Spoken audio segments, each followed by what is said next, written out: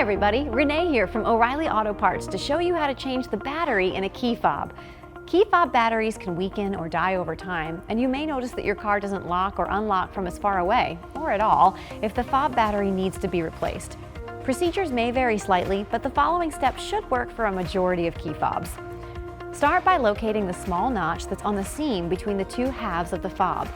Use a small flathead screwdriver, a coin, or a knife to start at the notch and gently begin to pry, working your way around the seam of the casing carefully until the two halves come apart. Be careful to keep your fingers out of the way of your tool to prevent injury. Once the fob is open, locate the battery. Take note of the battery's orientation as you remove it so that your new battery can be installed properly.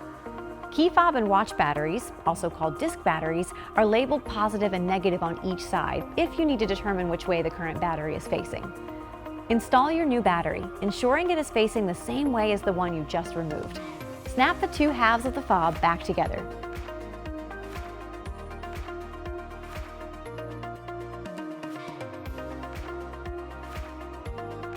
Try it to make sure it's working.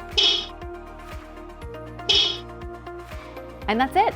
We hope this video has been helpful, but if you still have questions, we'd love for you to stop by a store, O'ReillyAuto.com, or contact us on social media.